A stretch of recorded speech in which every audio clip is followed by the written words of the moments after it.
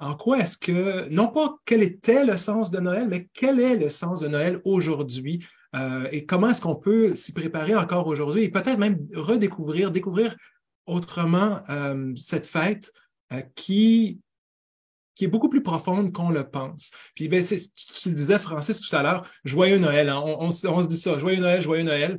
Est-ce que c'est si joyeux que ça?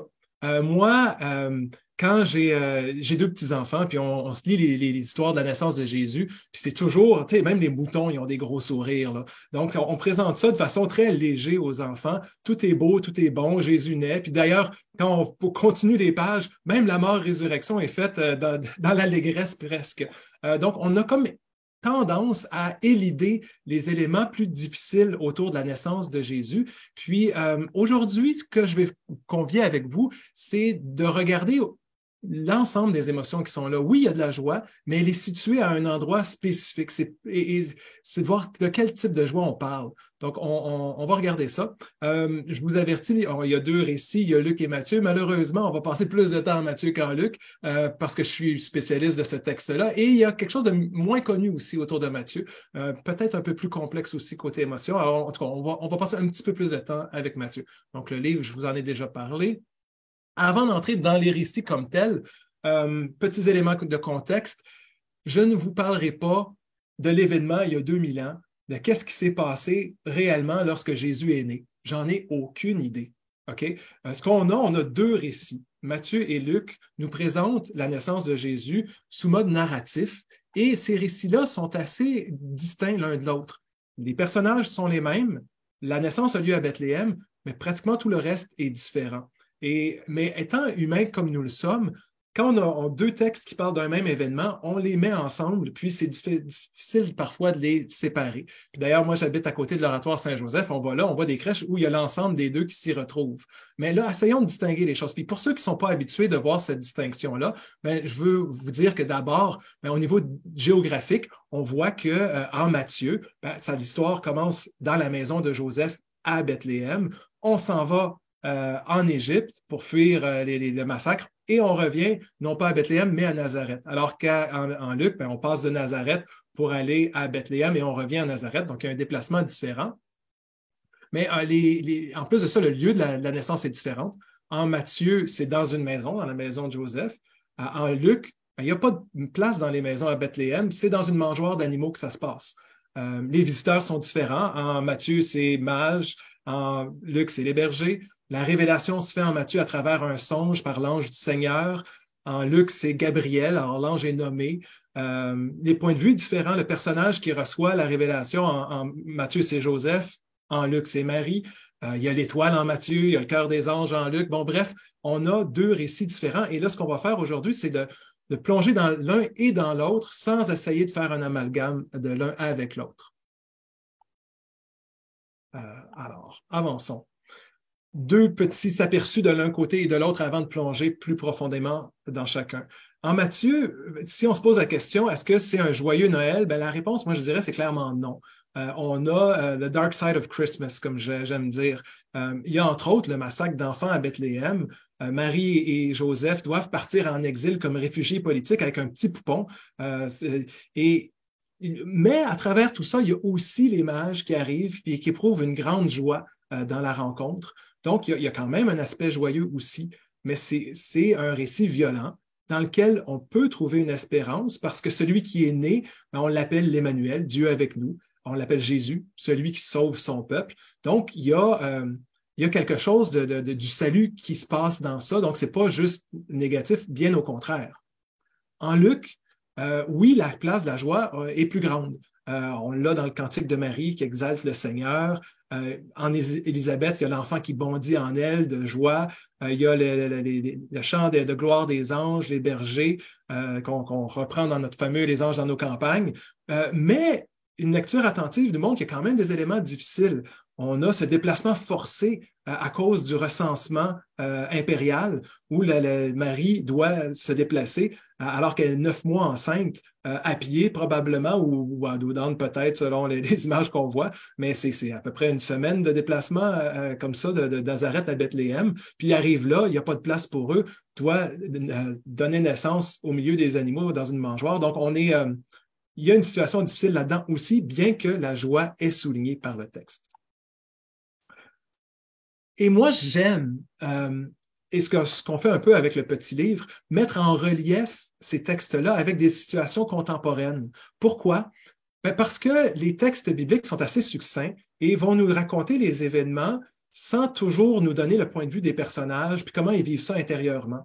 Mais quand tu as accès au récit d'une famille qui est en train de passer par le chemin Roxham pour rentrer au Canada comme migrants parce qu'ils ont une situation politique qui a fait en sorte qu'ils doivent se déplacer puis qu'ils rencontrent toutes sortes d'embûches, quand tu es dans le métro en Ukraine pour te protéger des bombes à Kiev, puis que tu donnes naissance puis que tu dois protéger ton petit enfant, tu vis une naissance très différente que ce qu'on est habitué dans la vie de tous les jours aujourd'hui.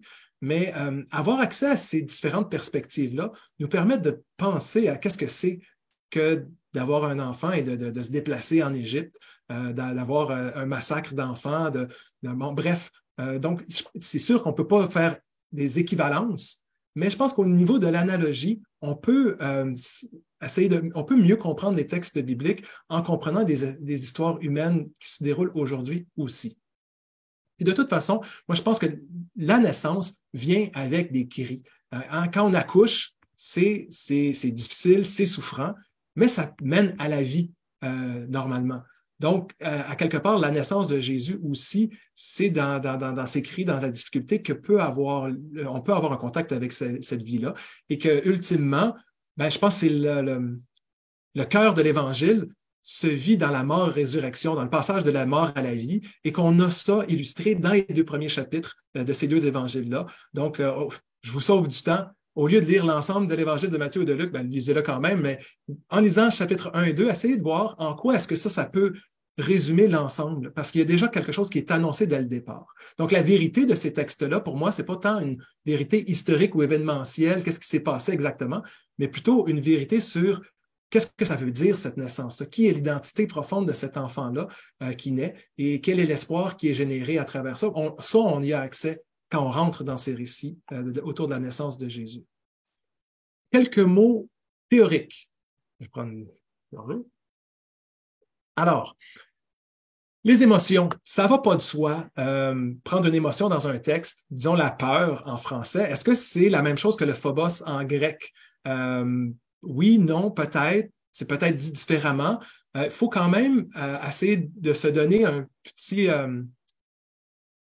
quelques aides, garde-fous pour essayer de travailler ces textes anciens-là.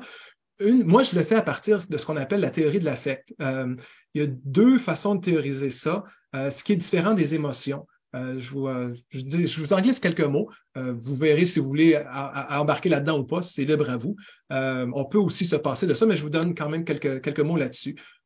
Une première porte d'entrée, c'est une porte d'entrée psychologique avec Tompkins, qui lui va avoir 9 paires d'affects qui va lister. Mais moi, c'est pas tant cette théorie de l'affect-là, mais plutôt celle qui vient de Deleuze et Guattari, philosophe français du 20e siècle, qui revisite Baruch Spinoza, dont on a fait un séminaire connecté sur Spinoza il y a quelque temps, pour essayer de délimiter l'affect d'une façon très particulière. Alors, chez Spinoza, l'intérêt, c'est de voir qu'est-ce que ça peut faire un corps humain. On a cette question-là. Qu'est-ce que c'est qu'un corps humain? Comment il fonctionne? Puis par la citation de Spinoza, par affect, j'entends les affections du corps par lesquelles la puissance d'agir de ce corps même est augmentée ou diminuée, favorisée ou empêchée. Donc, c'est de voir comment est-ce qu'il y a un pouvoir d'affecter et d'être affecté qui se passe. Donc, pour ces philosophes-là, les affects, ce n'est pas des émotions. L'affect, ce n'est pas un sentiment personnel ou un caractère, c'est une puissance qui soulève, qui fait vaciller le moi. C'est de l'ordre de l'intensité, de la puissance du devenir. Donc, c'est... en fait, pour dire simple, là, je vais essayer d'y aller avec une image. Hier soir, j'étais dans le lit, j'entends un bruit de craquement dans la maison. En fait, c'est pas moi, c'est ma femme. Elle entend un bruit dans la maison. Je suspecte que c'est parce qu'il faisait plus frais dans la maison et là, le bois craque. Elle entend un bruit. Avant de pouvoir... Et puis elle me dit, Sébastien, j'ai peur. Avant de dire j'ai peur, son corps avait déjà eu un frémissement. Son cœur avait commencé à battre rapidement. Elle avait bougé. Puis là, elle a réussi à nommer ça.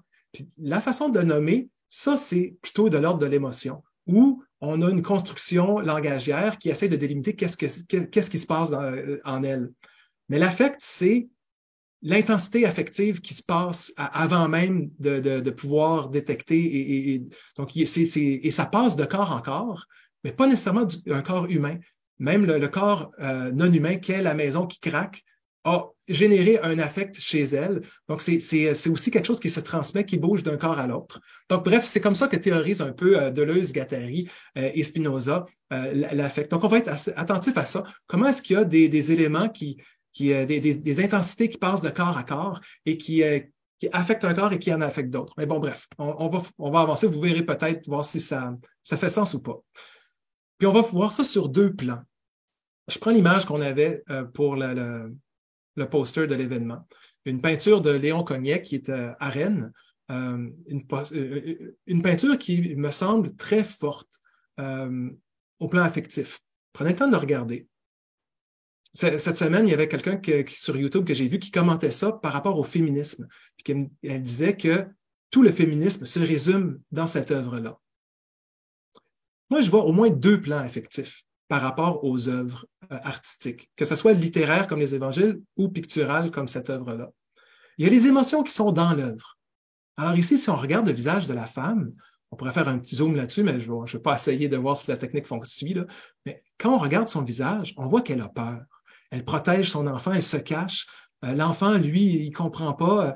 Il y a quelque chose qui se passe dans les émotions du personnage même dans l'œuvre. Mais ces émotions-là, on n'y a pas accès objectivement, directement. Il faut quand même avoir une interprétation des émotions dans l'œuvre. C'est à nous, comme interprètes, d'essayer de voir quelle est l'émotion qui est là dans le personnage.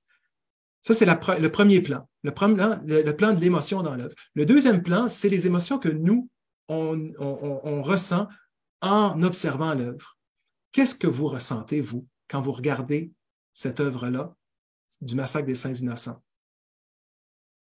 Moi, quand je le regarde, je suis troublé. Il y a quelque chose qui passe de l'intensité affective de cette œuvre-là entre les émotions dépeintes et ce que moi je vis. Mais c'est distinct. Je n'ai pas peur comme le personnage a peur. Par contre, moi, en regardant ça maintenant, je sens comme un sentiment d'injustice qui me pousse à agir, je voudrais bouger, je voudrais faire quelque chose. Ça m'interpelle. Donc, on voit qu'il y a deux plans. L'émotion dans l'œuvre, puis l'émotion qu'on ressent et qui s'est connecté, mais que ce n'est pas identique. Donc, on va prendre ça et on va essayer de voir est-ce que c'est quelque chose qu'on peut appliquer dans nos textes bibliques. Matthieu. Ça commence avec une généalogie. On arrive au verset 18, les circonstances de la naissance de Jésus, où Marie est fiancée à Joseph. Avant d'habiter ensemble, elle se trouva enceinte par l'action de l'Esprit Saint. Joseph, son fiancé, était un homme droit, ne voulait pas la dénoncer publiquement. Il décida de la renvoyer en secret. Comme il y pensait, un ange du Seigneur lui apparut dans un rêve et lui dit « Joseph, descendant de David, ne crains pas de prendre chez toi Marie, ta femme, car l'enfant qui a été conçu en elle vient de l'Esprit Saint. » Bon, je vous laisse regarder la suite, vous le connaissez sans doute. En gras, il y a une émotion qui est explicitée dans le texte, la crainte, phobos. Souvent, la crainte dans les textes bibliques est associée aux apparitions divines. Alors, on a une apparition ici, on a la crainte, c'est un lieu commun. Sauf que ici, habituellement, la crainte est engendrée par le fait d'avoir ce personnage céleste, cet ange du Seigneur, et le personnage a peur de ça. Ici, c'est pas ça. Joseph ne craint pas l'ange.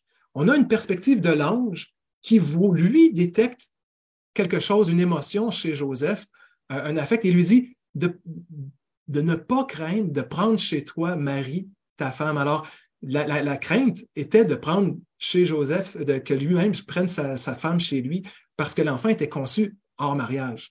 Donc, il y a une crainte de Joseph envers ça. L'ange l'invite à changer de perspective. Moi, ce que je trouve intéressant autour de ça, qui n'est pas assez souligné dans nos commentaires de ce texte-là, c'est la dangerosité de la situation pour l'enfant qui n'est même pas encore né, qui arrive de par sa conception irrégulière, est en danger. Marie aussi, d'ailleurs. Un des textes qu'on associe souvent à ça du livre du Deutéronome, c'est si dans une ville, un homme rencontre une jeune fille vierge, fiancée à quelqu'un d'autre, couche avec elle, vous les conduirez tous deux à la porte de la ville et vous les exécutez à coups de pierre, donc la lapidation.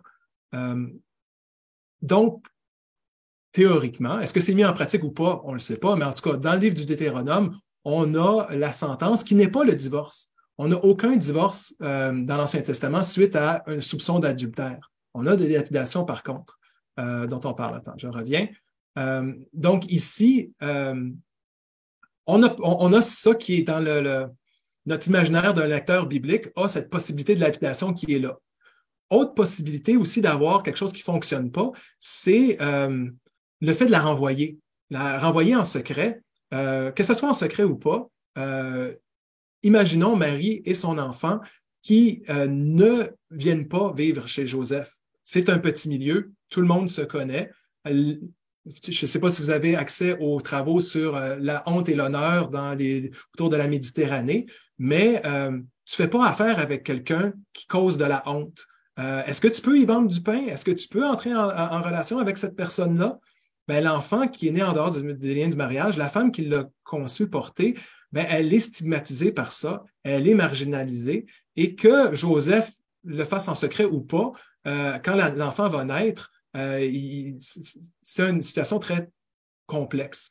Puis moi, tu sais, c'est une chose à laquelle je pense, moi, il y a une quinzaine d'années, je vivais dans Saint-Léonard, puis il y a une famille qui habitait là, qui a tué ses propres filles pour des raisons comme un crime d'honneur. Ils ont amené, c'était dans la région c'était dans la rivière des Outaouais, je crois. Ils ont amené la voiture avec leurs filles et une tante, je crois, dans l'eau, puis ils sont morts là, parce qu'ils commençaient à s'habiller sexy, parce qu'ils commençaient à sortir avec des gars. Puis pour sauver l'honneur familial des hommes de la famille, ils ont tué les filles.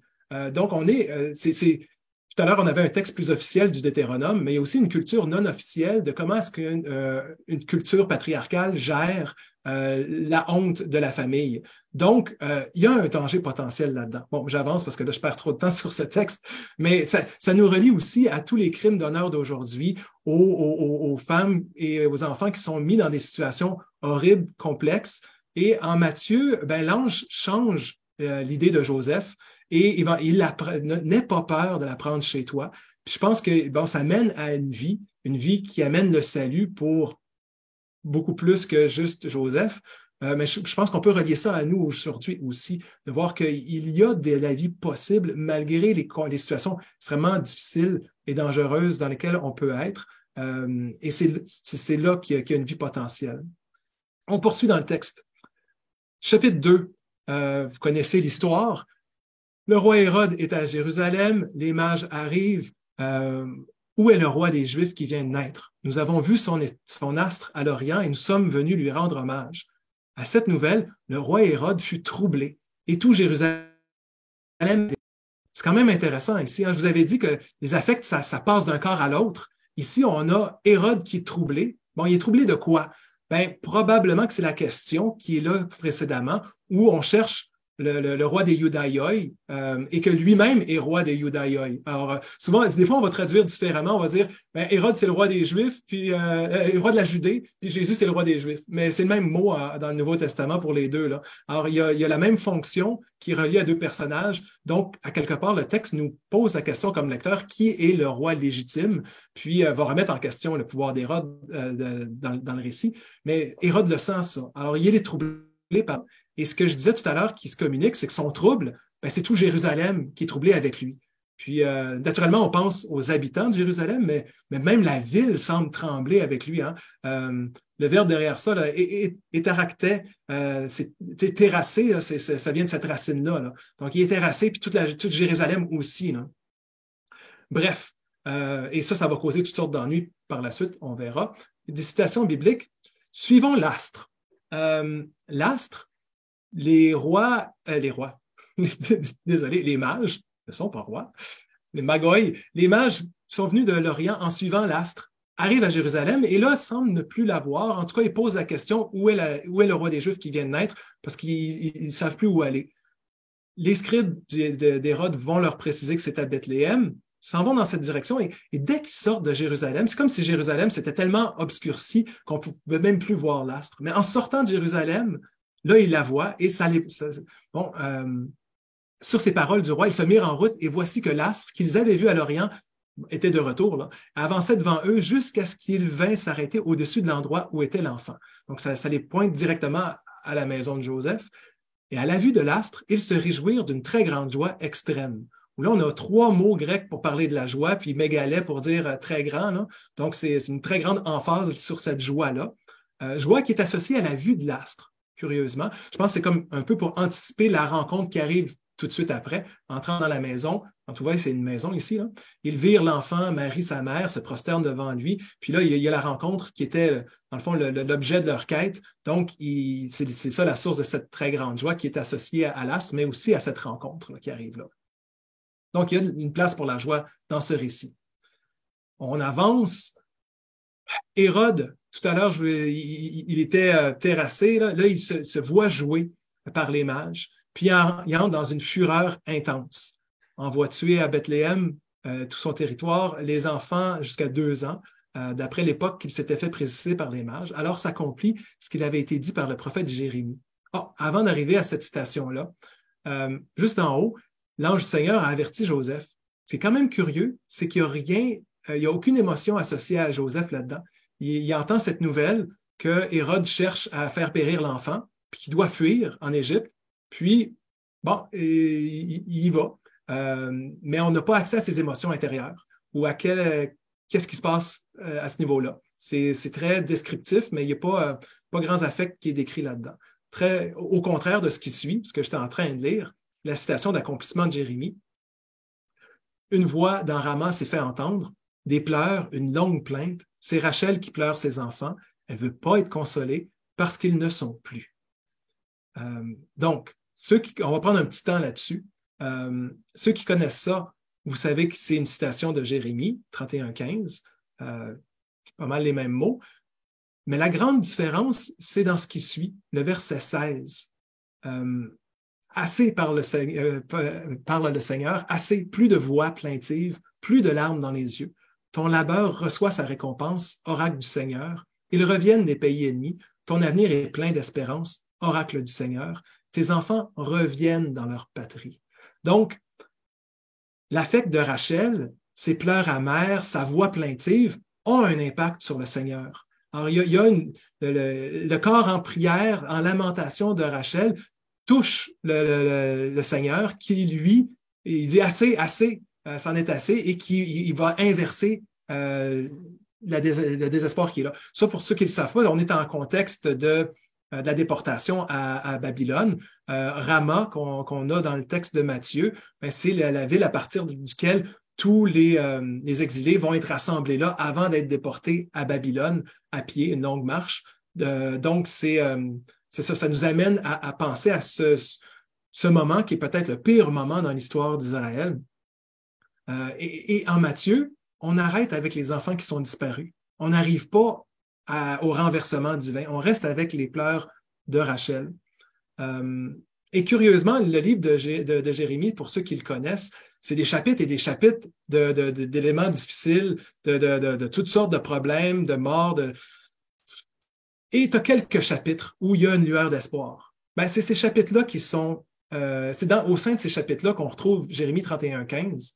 Mais curieusement, c'est un des rares versets négatifs ou difficiles dans la partie de la consolation. Donc, c'est ça qui est cité par Matthieu. Donc, est-ce que ça renvoie à la consolation ou pas? Mais en tout cas, explicitement, c'est les pleurs et l'absence de réconfort qu'on a en Matthieu. Ceci dit aussi, Rachel est vue dans la tradition juive comme un personnage qui intercède pour Dieu, un peu comme Abraham qui négocie avant Sodome. Rachel, c'est quelqu'un qui est vu comme celle qui est capable de faire changer le Seigneur, comme elle le fait ici en Jérémie 15-16.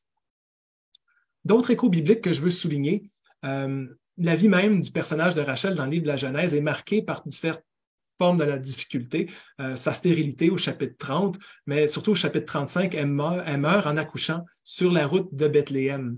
Donc, on est aussi en lien avec Matthieu, avec Bethléem. Puis en mourant, elle nomme son deuxième fils, Ben-Oni, fils du deuil. Et ce qui est particulier, c'est que Jacob, son mari, change le nom de l'enfant pour Benjamin. À quelque part, il tait la lamentation de sa femme. Il y a une question de savoir, est-ce qu'on entend cette lamentation-là ou est-ce qu'on la tait? Jacob la tait en changeant le nom de l'enfant. On le comprend aussi, là, porter un nom comme ça, c'est un peu particulier. Mais bon, par la suite, dans l'histoire, Joseph est vendu par ses frères.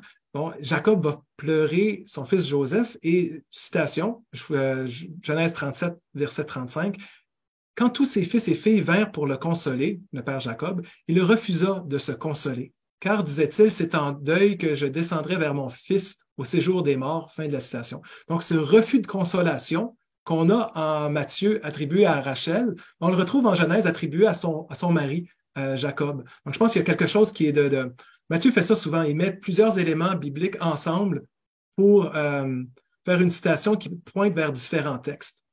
Il y a d'autres éléments bibliques aussi qui sont en écho, comme le livre d'Exode, le massacre des nouveau-nés, qui est pas il n'y a pas de citation du livre de l'Exode, mais on a toutes sortes d'échos qui nous laissent penser à ça par les enfants qui meurent des mains d'un tyran. Donc, ça fait des liens entre le Pharaon en Exode et Hérode en Matthieu. Et donc, ces liens-là fonctionnent en même temps. Puis, comme je disais tout à l'heure, il y a l'exil à Babylone, avec la destruction de Jérusalem en 787 qui est en tête, mais aussi la destruction du Nord qui n'est pas tellement loin non plus, parce que, entre autres, Rachel est vue comme un personnage très important dans le Nord. Puis, il y a d'autres éléments dans Jérémie qui pointent aussi à cette destruction-là comme une anticipation de la destruction du Sud. Donc, à quelque part, tout ça est en tête quand on pense aux pleurs de Rachel. Et ces pleurs-là ont des échos contemporains. On arrive à les effets sur nous comme interprètes, le deuxième plan des émotions dont je vous parlais tout à l'heure. Hein. Je cite Camus, qui parle du sentiment d'injustice devant la mort d'innocents par rapport aux pleurs de Rachel. Les enfants de la Judée massacrés pendant que ses parents, on parle de Jésus, pendant que les parents de Jésus l'amenaient en lieu sûr, pourquoi étaient-ils morts, sinon à cause de lui? Ils ne l'avaient pas voulu, bien sûr. Ces soldats sanglants, ces enfants coupés en deux, lui faisaient horreur. Mais tel qu'il était, je suis sûr qu'il ne pouvait les oublier. Et cette tristesse qu'on devine dans tous ses actes, n'était-ce pas la mélancolie inguérissable de celui qui entendait au long des nuits la voix de Rachel, gémissant sur ses petits, refusant toute consolation? La plainte s'élevait dans la nuit. Rachel appelait ses enfants tués pour lui. Il était vivant. Alors, Albert Camus, qui projette sur le personnage de Jésus cette injustice que lui ressent comme lecteur pour dire « Hey, les enfants sont morts, toi, tu es vivant, comment tu fais pour vivre avec ça? Comment vous faites pour vivre avec ça? » Et moi, ma façon de comprendre ça, de cette injustice, de ces morts d'enfants qui ont pas de sens, pour moi, je le vois à travers le parcours de l'ensemble de l'Évangile. De voir que quand on continue à lire, on voit que Jésus finit par lui-même mourir comme les autres enfants de Bethléem, tués par les autorités politiques de Jérusalem, mis à mort, comme les autres enfants de Bethléem. Puis que comme on voit que Jésus finit par être ressuscité par Dieu, bien peut-être que symboliquement, ces enfants-là aussi on peut les penser relevés avec lui. Jésus de Nazareth est exécuté par la puissance impériale qu'il traque depuis la naissance. Mais à quelque part, la résurrection subvertit, usurpe ce pouvoir immense de l'Empire qui tue. Il y a quelque chose au-delà de la mort impériale en Matthieu. Et peut-être que c'est une façon de repenser autrement. Mais sinon, moi, je pense qu'il faut rester un peu plus longtemps qu'on ne le fait avec la mort injuste de ces enfants de Bethléem-là, que dire que c'est probablement pas arrivé, ou dire ce sont des martyrs, donc ils sont dans la gloire de Dieu. Oui, mais c'est aussi des enfants morts, injustement, qui nous fait penser à d'autres situations contemporaines où des enfants meurent injustement. C'est quelque chose qui se passe quotidiennement. Et les pleurs de Rachel inspirent encore. Par une petite recherche que j'ai faite, j'ai trouvé des journalistes, des politiciens, surtout américains, des théologiens aussi, mais journalistes et politiciens qui prennent les pleurs de Rachel pour essayer de mettre des mots sur des situations qui sont innommables, que ce soit l'Holocauste, l'avortement, la guerre au Vietnam ou d'autres guerres aussi, génocide au Rwanda, des tueries américaines dans des écoles secondaires, primaires, même maternelles. Qu'est-ce qu'on dit devant ça? ben, ce qu'on dit, c'est qu'on fait appel aux pleurs de Rachel qui pleurent encore puis qui refusent d'être consolés dans cette situation-là. Puis qu'à quelque part, même en faisant appel à ça, même sans le nommer, on se dit que Dieu est là aussi, vu qu'on cite des textes bibliques, mais que on reste dans cette injustice, dans cet inconfort, dans cette mort, puis on appelle à essayer de trouver un espoir dans tout ça. Bref, ça inspire encore. Bon, une image d'Ayalan Kurdi, les enfants autochtones, bon, les saints innocents en Matthieu. Les pleurs de Rachel, je pense qu'on doit pas juste passer à d'autres choses. On doit rester avec ça et qui peuvent nous aider à essayer de vivre ces situations encore très, très présentes aujourd'hui. Je finis sur Matthieu, on passe à Luc, mais il y a une autre émotion qui est nommée Archélaüs. En revenant d'Égypte, Joseph a peur apprenant qu'Archélaüs régnait sur la Judée à la place de son père Hérode, il a peur de s'y rendre et va à Nazareth. Donc, et puis ça, encore une fois, il y a une adéquation avec l'histoire, hein, parce que Archélaüs est encore pire que le roi Hérode le Grand. Il va avoir une délégation qui va aller à Rome pour se plaindre. Puis finalement, Rome, qui n'a aucun problème d'habitude à ce qu'un dictateur despote fait ce qu'il veut avec son pays, mais ici, va le déposer, va l'exiler à Vienne. Donc, il y avait peut-être raison d'aller ailleurs. Bref. Si jamais ça vous intéresse, j'ai quelques articles, soit sur les citations en Matthieu 1-2, l'infanticide de Bethléem ou les pleurs de Rachel dans une vision intertextuelle. Vous pouvez me contacter par courriel pour avoir les infos. Allons vers Luc, où là, on est plutôt dans la réjouissance, mais que ce n'est pas une réjouissance aussi simple que ça. On connaît peut-être un peu mieux le texte. Il y a un diptyque entre Jean et Jésus dans les 2 premiers chapitres de Luc. Alors, en Jean, une émotion qui est là, c'est l'apparition à Zacharie. L'ange lui dit « Sois sans crainte, Zacharie. » Je vous avais dit, le rapport entre la crainte et les apparitions, on l'a là. Ta prière a été exaucée, ta femme Élisabeth enfantera un fils, on lui donnera le nom de Jean. Tu auras la joie et l'allégresse, et beaucoup se réjouiront de sa naissance. Alors, on a le passage de la crainte à la joie. C'est dans la situation difficile, c'est dans la crainte ici qu'arrive la joie, l'allégresse. Ce qui est intéressant aussi, c'est « beaucoup se réjouiront ». Qui est ce « beaucoup-là » ?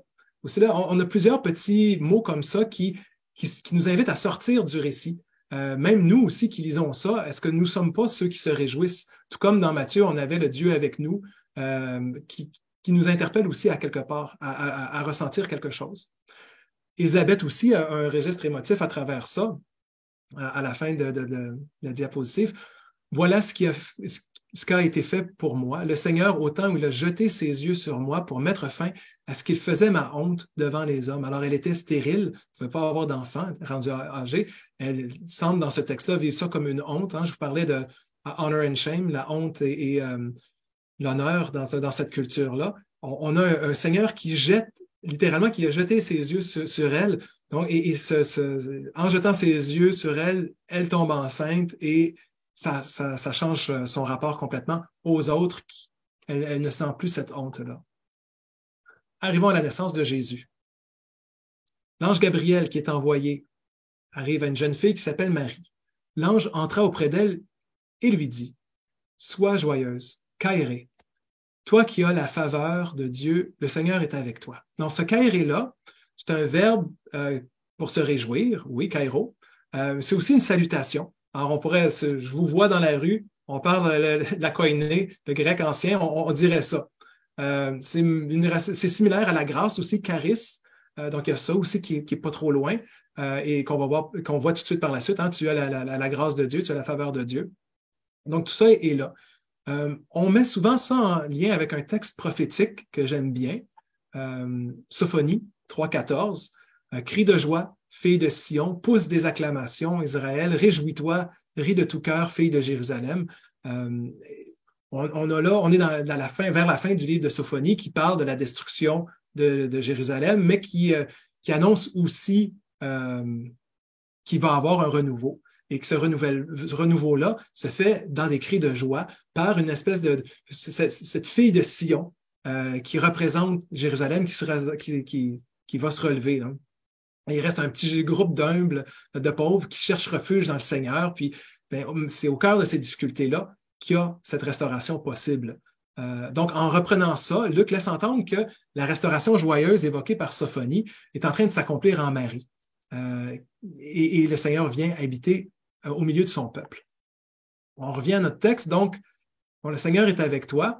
La réaction de Marie par rapport à ça. Donc, je vous disais, hein, c'est un affect, ça se transmet là. On a quelque chose de joyeux qui est annoncé par l'ange, mais à ces mots, elle fut troublée. Dia terracte. Dia, c'est à travers. Terrasso, c'est terrassé. C'est qu'elle est comme traversée de bord en bord. Là. Elle est traversée par la terreur. C'est quelque chose, ce mot-là. Et en même temps, il y a un aspect cognitif, il y a un aspect affectif que je viens de nommer, mais elle se demandait ce que pouvait signifier la salutation. Donc, il y a une recherche de compréhension. C'est quoi cette salutation joyeuse-là qui me trouble à ce point-là? L'ange perçoit ça et dit « Sois sans crainte, hein, Méphobou, Marie, car tu as trouvé grâce auprès de Dieu. » Encore une fois, une invitation de passer de la crainte à autre chose par la présence, la grâce de Dieu qui est là. On revient à Sophonie, 2 versets plus loin. « En ce jour-là, on dira à Jérusalem, n'aie pas peur, Sion, que tes mains ne faiblissent pas. Le Seigneur, ton Dieu, est au milieu de toi. Le Seigneur est avec toi. En héros, en vainqueur, il est tout joyeux à cause de toi. Dans son amour, il te renouvelle, il jubile et crie de joie à cause de toi. » Alors, Sophonie est sans gêne sur la joie. Là. C'est vraiment une grande réjouissance extrême. Il y a de la danse, il y a toutes sortes de choses et qui équivaut aussi à l'intensité de la destruction préalable. Alors, c'est est-ce que c'est pas nécessairement une citation explicite du texte de Sophonie, mais en tout cas, cette mise en relation nous invite à voir comment il y a quelque chose qui se transpose de façon analogue entre la restauration d'Israël après l'exil, la destruction, et ce qui s'annonce en Jésus, hein, dans la naissance de Jésus. Suit alors la visite de Marie chez Élisabeth. On l'a déjà dit, il y a des émotions là-dedans aussi. Lorsqu'Élisabeth entendit la salutation de Marie, alors la salutation, peut-être que c'était Kairé, hein, comme tout à l'heure, on ne le sait pas, mais bon, elle entend la salutation de Marie, l'enfant bondit dans son sein et Élisabeth fut remplie du Saint-Esprit. Elle poussa un grand cri et dit, « Tu es bénie, plus que toutes les femmes, béni aussi est le fruit de ton sein.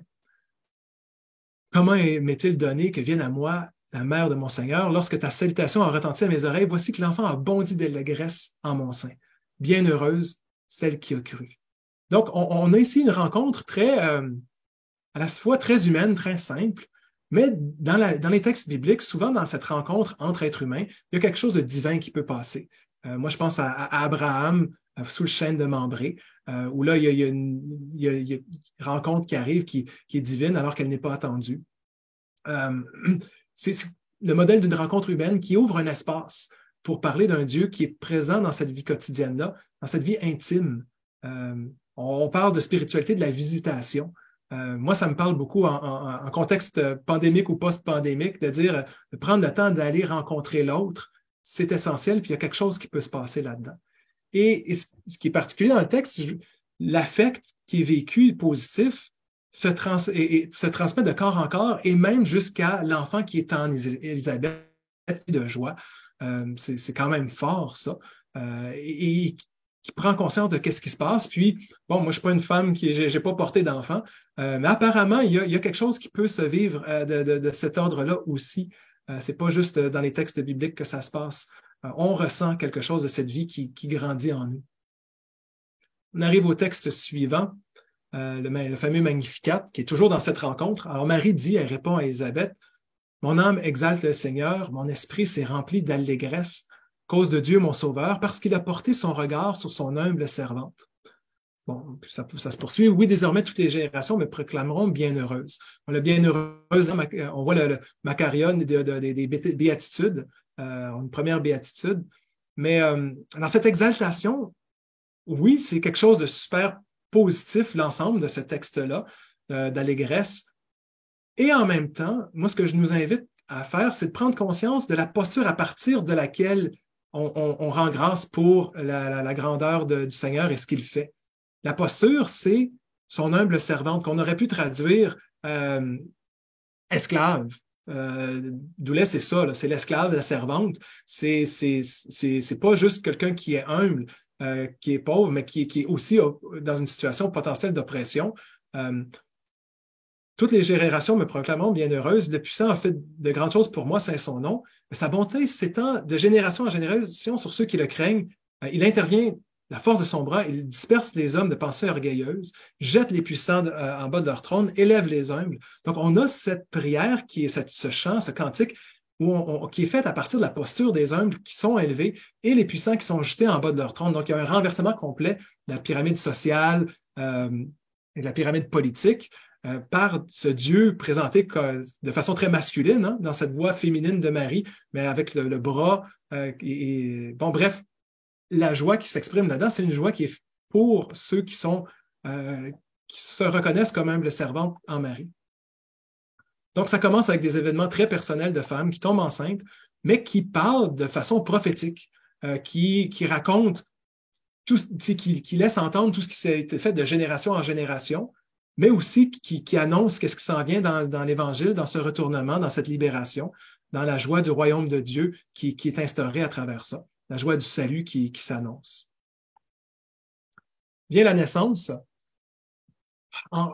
Alors, la naissance est racontée. C'est les bergers, comme je vous disais tout à l'heure, et un ange du Seigneur qui se présente devant eux. La gloire du Seigneur les enveloppa de lumière et ils eurent peur d'une grande peur. Encore une fois, une apparition qui amène j'ai fait exprès pour...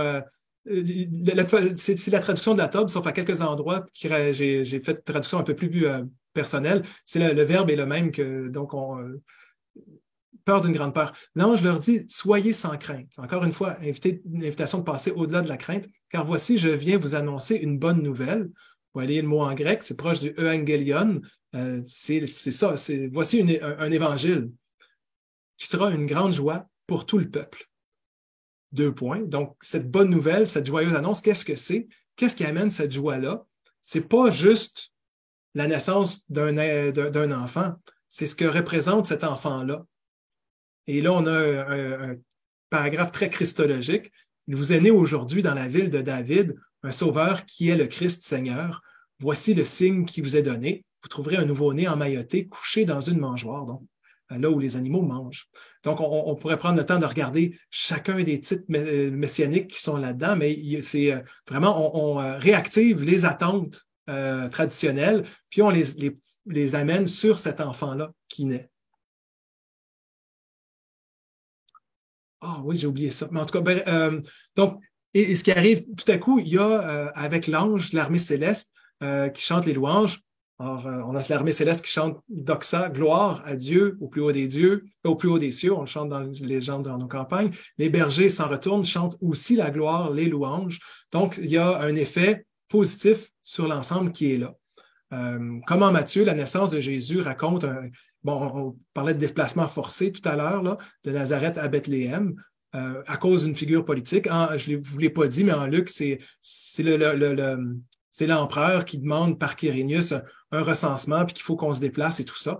À cause de ce décret-là, on doit se déplacer 9 mois enceinte, pas d'automobile, pas d'autobus, une marche forcée qui prend symbole de tout ce qui est difficile, puis une naissance marginale dans une mangeoire d'animaux, avec des bergers qui viennent, qui dit quelque chose de la posture du Jésus qu'on va rencontrer dans la suite de l'Évangile. Ce n'est pas un Jésus qui arrive avec une posture de force, il n'est pas né dans un palais, bien au contraire, il n'est même pas né parmi les humains, il n'y avait pas de place dans les autres maisons pour l'accueillir. Et le Seigneur se présente aux bergers des environs et leur dit « N'aie pas peur, car je vous annonce une bonne nouvelle qui réjouira beaucoup tout le peuple. » Est-ce qu'on est encore capable de goûter à cette réjouissance-là? Est-ce que ça nous affecte, nous? Qu'en est-il? Ou au contraire, est-ce qu'on est un peu blasé? On l'a déjà entendu, celle-là, puis on va préparer nos tourtières. Moi, cette année, quand j'entends « Joyeux Noël », je pense à ça. À quoi est-ce que vous pensez quand on vous parle de Noël cette année? Moi, c'est les naissances qui ont lieu en Ukraine présentement qui occupent ma pensée.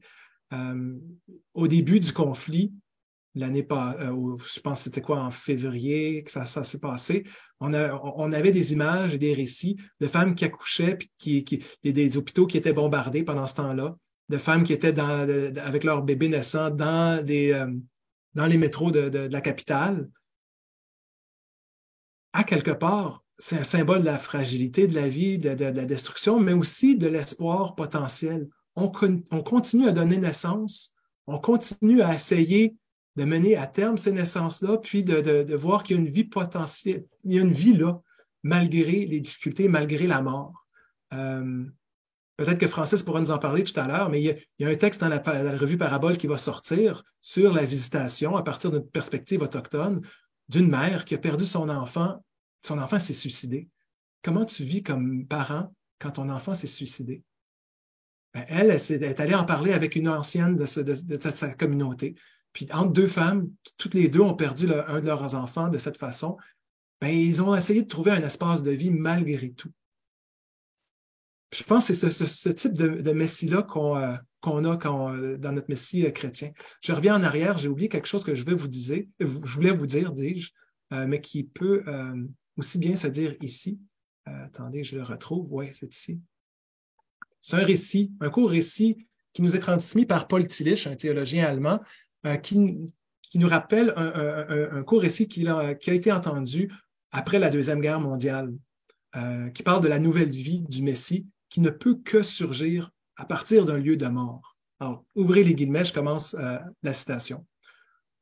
Au cours du procès des criminels de guerre à Nuremberg, un témoin vint à la barre, qui avait vécu pendant quelque temps dans une tombe d'un cimetière juif à Vilna, en Pologne. C'était le seul lieu où, avec beaucoup d'autres, il put vivre en se cachant, après avoir échappé à la chambre de gaz. Pendant ce temps, il écrivait des poèmes, dont l'un décrit une naissance. Dans une tombe voisine, une jeune femme donna naissance à un garçon. Le fossoyeur octogénaire prêta son concours, enveloppé d'un suaire de toile. Lorsque l'enfant nouveau-né poussa son premier cri, le vieillard se mit à prier. « Grand Dieu, nous as-tu enfin envoyé le Messie? Car qui d'autre que le Messie lui-même peut naître dans une tombe? » Mais après 3 jours, le poète vit l'enfant qui tétait les larmes de sa mère, car celle-ci n'avait point de lait pour lui. Un court récit plein d'émotions qui montre bien que le messianisme atteint son paroxysme quand il est question de mort apparemment sans issue. Le messianisme est né dans la destruction des royaumes d'Israël de Juda, alors que le peuple est en exil et on a besoin d'une restauration. Au 1er siècle, les attentes messianiques étaient vives à cause de l'oppression romaine qui a mené à toutes sortes de révoltes et la destruction de Jérusalem, encore une fois. En Matthieu, Jésus est présenté comme le Messie né parmi les enfants morts tués par le pouvoir totalitaire. La scène du massacre à Bethléem critique l'Empire romain qui, pour dominer, assassine des enfants innocents. Puis je pense que les quelques liens intertextuels qu'on a faits, puis la présentation en général nous montrent que l'Évangile de Matthieu souligne ça, elle souligne la difficulté, la mort, mais que ça n'arrête pas là. Il y a une nouvelle vie qui surgit et que même en crucifixion de Jésus, cette nouvelle vie ne s'arrête pas. L'Évangile de Matthieu et celui de Luc aussi montrent qu'en fin de compte, Dieu est plus fort que l'Empire, puis Dieu est plus fort que la mort.